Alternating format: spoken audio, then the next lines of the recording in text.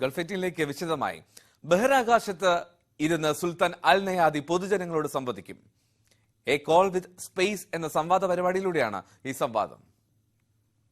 6 മാസക്കാലത്തെ ദൌത്യത്തിനായി രാജ്യാന്തര സ്പേസ് സ്റ്റേഷനിലെത്തിയ സുൽത്താൻ അൽ നയാദിയുമായി പൊതുജനങ്ങൾക്ക് സംവദിക്കാൻ അവസരമൊരുങ്ങുന്നു.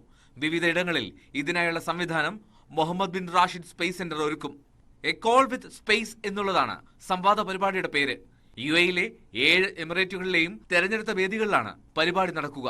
മാർച്ച് 21 ഉച്ചയ്ക്ക് ശേഷം 2:30 ദുബായ് ഓപ്പറയിലാണ് ആദ്യ പരിപാടി. സുൽത്താൻ അൽ നയാദിയുടെ ചരിത്ര ദൌത്യം പുതുതലമുറയിലേക്ക് എത്തിക്കുക എന്നുള്ളതാണ് ഇതിലൂടെ ലക്ഷ്യമിടുന്നതെന്ന് MBRSC director general Salem Humaid AlMarri പറഞ്ഞു. ബഹിരാകാശ യാത്രയെക്കുറിച്ചും ജീവിതത്തെക്കുറിച്ചും മൈക്രോഗ്രാവിറ്റിയിൽ നടത്തുന്ന ഗവേഷണങ്ങളെക്കുറിച്ചുമെല്ലാം സുൽത്താനോട് ചോദിക്കാനുള്ള അവസരം പരിപാടിയിലൂടെ ലഭ്യമാകും. News 18 UAE. സൗദി അറേബ്യയിൽ നേരത്തെ ഹജ്ജ് ചെയ്തവർക്ക് വീണ്ടും ഹജ്ജിന് അപേക്ഷിക്കാൻ അവസരം നൽകുമെന്ന് ഹജ്ജ് ഉംറ മന്ത്രാലയം. ഏപ്രിൽ 1 മുതലാണ് ഈ വിഭാഗത്തിൽപ്പെട്ടവർക്ക് ഹജ്ജിന് അപേക്ഷിക്കാനുള്ള അവസരം തുടങ്ങുന്നത്. നിലവിൽ ഹജ്ജ് അപേക്ഷ സ്വീകരിക്കുന്നത് ഇതുവരെ സൗദി അറേബ്യയിൽ വെച്ച് ഹജ്ജ് ചെയ്യാത്തവർക്ക് മാത്രമാണ്. ഈ നിബന്ധന റമദാൻ 10 അവസാനിക്കും. റമദാൻ 11 മുതൽ കഴിഞ്ഞ 5 വർഷമോ അതിനു മുമ്പോ ഹജ്ജ് ചെയ്തവർക്കും അപേക്ഷിക്കാമെന്നാണ് മന്ത്രാലയം അറിയിച്ചിട്ടുള്ളത്. ടെന്റുകളിലും മറ്റ് താമസ സ്ഥലങ്ങളിലുമുള്ള സൗകര്യമനുസരിച്ച് മാത്രമേ അപേക്ഷ സ്വീകരിക്കുകയുള്ളൂ. കഴിഞ്ഞ ജനുവരി 5 മുതലാണ് സൗദി അറേബ്യയിലുള്ളവർക്ക് നുസ്ക് ആപ്ലിക്കേഷൻ വഴിയും ഓൺലൈൻ വഴിയും ഹജ്ജിന് അപേക്ഷ സ്വീകരിച്ചു തുടങ്ങിയത്. സൗദിയിൽ വെച്ച് ഇതുവരെ ഹജ്ജ് ചെയ്യാത്തവർക്ക് മാത്രമാണ് അപേക്ഷിക്കാൻ അവസരമുണ്ടായിരുന്നത്. News 18 Saudi.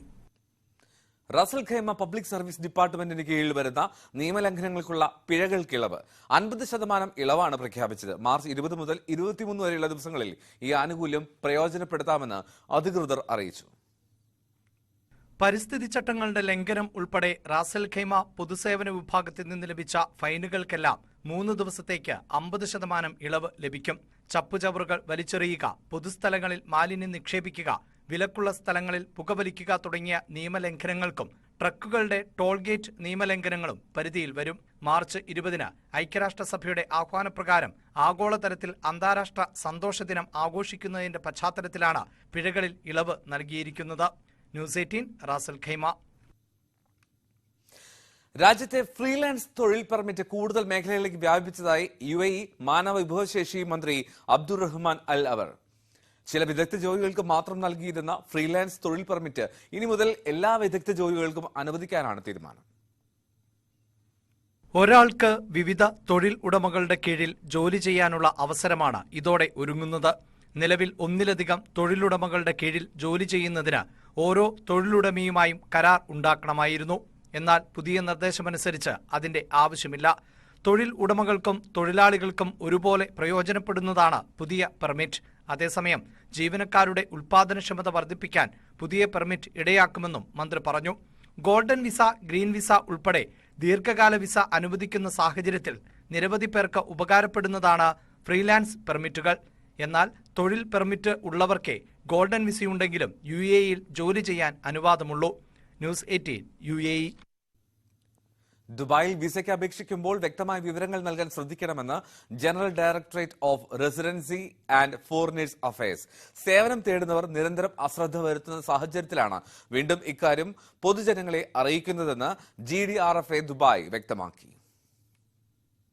ഔദ്യോഗിക ചാനലുകളായ അമർ കേന്ദ്രങ്ങൾ, വകുപ്പിന്റെ വെബ്സൈറ്റ്, മൊബൈൽ ആപ്ലിക്കേഷൻ എന്നിവ വഴി വകുപ്പിലേക്ക് സമർപ്പിക്കുന്ന അപേക്ഷകളിലെ പേരുകൾ, ജനനത്തീയതി, മേൽവിലാസങ്ങൾ, ഇമെയിൽ ID, മൊബൈൽ നമ്പർ, മറ്റു വിവരങ്ങൾ എല്ലാം കൃത്യമാണെന്ന് സ്വയം പരിശോധിച്ച് ഉറപ്പുവരുത്തണം. സേവനങ്ങൾ തേടുന്നതിനു മുമ്പ് തന്നെ നൽകുന്ന വിവരങ്ങൾ കൃത്യമാണെന്ന് ഉറപ്പുവരുത്തണം. വിസ സേവനങ്ങൾ തേടുന്ന ആളുകൾ അവ്യക്തമായ വിവരങ്ങൾ നൽകിയാൽ നടപടികൾക്ക് സ്വാഭാവികമായും കാലതാമസം വരുമെന്ന് GDRFA വകുപ്പ് അറിയിച്ചു.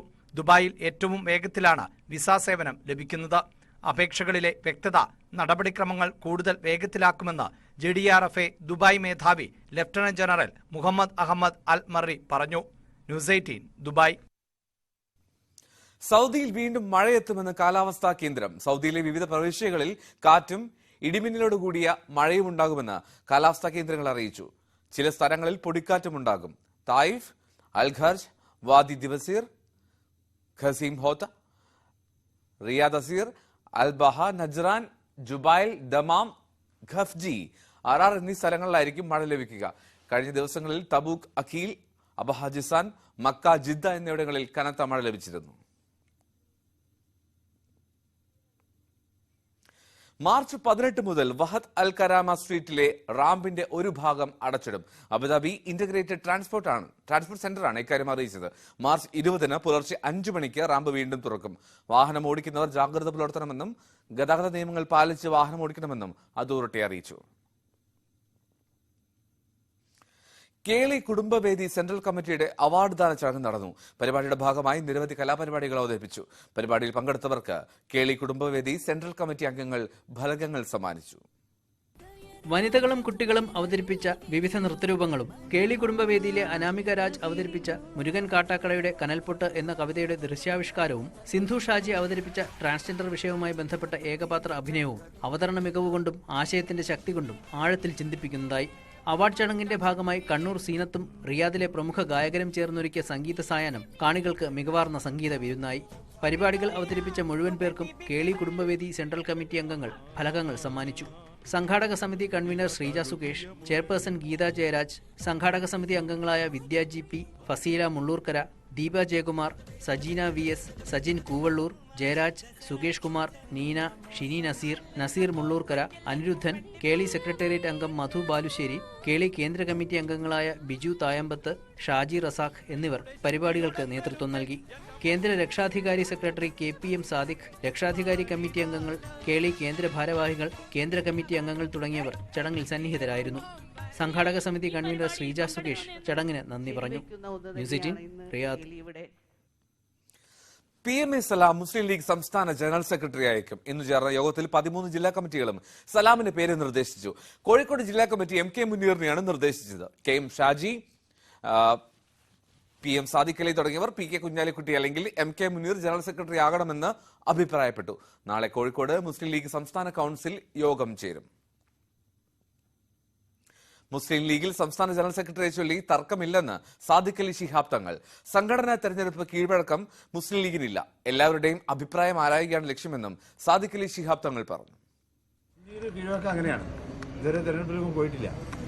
സംസ്ഥാന കൗൺസിലിൽ മാറ്റമൊന്നുമില്ല. അത് ഇതിനെ ബാധിക്കില്ല. സംസ്ഥാന ജനറൽ സെക്രട്ടറിയെ ചൊല്ലി തർക്കമൊന്നുമില്ല. വളരെ സുതാര്യമായിട്ടാണ് കാര്യങ്ങളൊക്കെ പോകുന്നത്. ഒരു തർക്കവും ലീഗിൽ ഉണ്ടാകാറില്ല. ഓക്കെ. ഗൾഫെറ്റിലേക്ക് വീണ്ടും. കണ്ണൂർ വിമാനത്താവള ഓഹരി ഇടപാടുമായി ബന്ധപ്പെട്ടുള്ള വഞ്ചന കേസിൽ മാണി സി കാപ്പന് ഹൈക്കോടതിയിൽ തിരിച്ചടി. മുംബൈ വ്യവസായി ദിനേശ് മേനോൻ കീഴ്ക്കോടതിയിൽ നൽകിയ വഞ്ചന കേസ് നടപടികൾക്കെതിരെ മാണി സി കാപ്പൻ നൽകിയ ഹർജിയാണ് ഹൈക്കോടതി തള്ളിയത്. കണ്ണൂർ വിമാനത്താവളത്തിന്റെ ഓഹരി നൽകാമെന്ന് വാഗ്ദാനം ചെയ്ത് 3.25 കോടി രൂപ തട്ടിയെടുത്തു എന്നാണ് മുംബൈ വ്യവസായിയുടെ ആരോപണം. മാണി സി കാപ്പനെതിരെ ഈ പരാതി അങ്ങനെ നൽകുകയായിരുന്നു.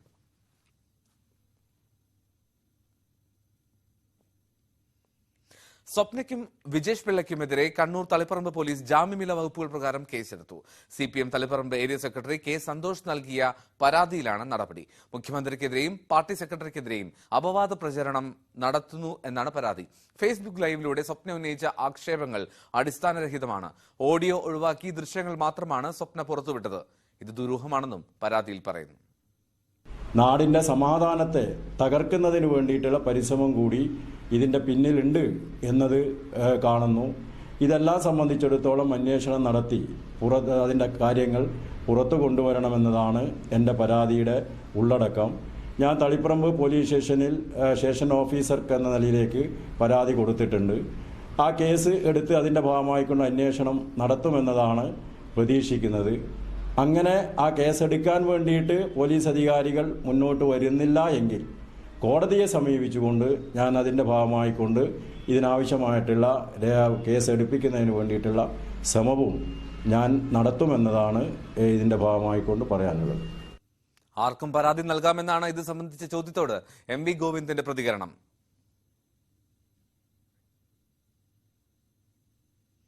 സ്വർണ്ണക്കടത്ത് കേസ് പ്രതി സ്വപ്ന സുരേഷിന്റെ പരാതിയിൽ വിവാദ വ്യവസായി വിജേഷ് പിള്ളയെ കർണാടക പോലീസ് ചോദ്യം ചെയ്യുന്നു തുടരുകയാണ്. കേസിൽ കൂടുതൽ മൊഴിയെടുക്കാൻ സ്വപ്നയെയും വിളിച്ചു വരുത്തി. തന്നെ ഭീഷണിപ്പെടുത്തിയെന്ന സ്വപ്നയുടെ പരാതിയിലാണ് നടപടി. മഹാദേവപുര ACPക്ക് മുന്നിലാണ് വിജേഷ് പിള്ള ഹാജരായത്. ഇന്നലെ കർണാടക പോലീസ് സ്വപ്ന സുരേഷിന്റെ മൊഴിയെടുത്തിരുന്നു. ബ്രഹ്മപുരം വിഷയത്തിൽ സംസ്ഥാന സർക്കാരിന് ദേശീയ ഹരിത ട്രിബ്യൂണലിന്റെ രൂക്ഷ വിമർശനം. വേണ്ടി വന്നാൽ സംസ്ഥാന സർക്കാരിൽ നിന്ന് 500 കോടി രൂപ പിഴ ഈടാക്കുമെന്ന് ട്രിബ്യൂണൽ മുന്നറിയിപ്പ് നൽകി. ഇപ്പോൾ ഉണ്ടായിരിക്കുന്ന പ്രശ്നങ്ങൾക്ക് കാരണം മോശം ഭരണമാണ്. സർക്കാരിനാണ് ബ്രഹ്മപുരം പരാജയത്തിന്റെ പൂർണ്ണ ഉത്തരവാദിത്തമെന്നും ട്രിബ്യൂണൽ ചെയർപേഴ്സൺ AK ഗോയലിന്റെ അധ്യക്ഷതയിലുള്ള ബെഞ്ച് പറഞ്ഞു. ബ്രഹ്മപുരത്തെ തീപിടുത്തവുമായി ബന്ധപ്പെട്ട വാർത്തകളുടെ അടിസ്ഥാനത്തിൽ വിഷയം സ്വമേധയായിട്ടാണ് ട്രിബ്യൂണൽ പരിഗണിച്ചത്. കേരള ഹൈക്കോടതി കേസ് എടുത്തിട്ടുണ്ടെന്നും കേസിന്റെ നടപടിക്രമങ്ങൾ നടക്കുന്നതിനാൽ സമാന്തരമായ മറ്റൊരു കേസ് ട്രിബ്യൂണലിന്റെ ഭാഗത്തുനിന്ന് ഉണ്ടാകരുതെന്നുമാണ് സംസ്ഥാന സർക്കാരിന് വേണ്ടി ഹാജരായ അഭിഭാഷകർ അറിയിച്ചത്. ഹൈക്കോടതിയുടെ നടപടിക്രമങ്ങളിൽ തങ്ങൾ ഇടപെടുന്നതല്ല എന്നും ഹൈക്കോടതി ഉത്തരവിന് ഘടകവിരുദ്ധമായ ഇടപെടലുകൾ തങ്ങളുടെ ഭാഗത്തുനിന്ന് ഉണ്ടാകില്ല എന്നും ട്രൈബ്യൂണൽ വ്യക്തമാക്കി. ബ്രഹ്മപുരം അഴിമതിയിൽ മുഖ്യമന്ത്രി നേരിട്ടാണ് ചർച്ചകൾ നടത്തിയതെന്ന് BJP സംസ്ഥാന അധ്യക്ഷൻ K. സുരേന്ദ്രൻ. കരാർ ഒപ്പിടുന്നതിന് മുമ്പ് വിദേശത്ത് ചർച്ചകൾ നടന്നു. അതിനുശേഷം സംസ്ഥാനത്ത് പലയിടത്തും ഇവർക്ക് കരാറുകൾ ലഭിച്ചു. മുഖ്യമന്ത്രിയുടെ വിദേശയാത്രയിലാണ് ഗൂഢാലോചനകൾ നടന്നതെന്നും K. സുരേന്ദ്രൻ ആരോപിച്ചു. ഗൾഫ് 18 പൂർണ്ണമാവുകയാണ്. നമസ്കാരം.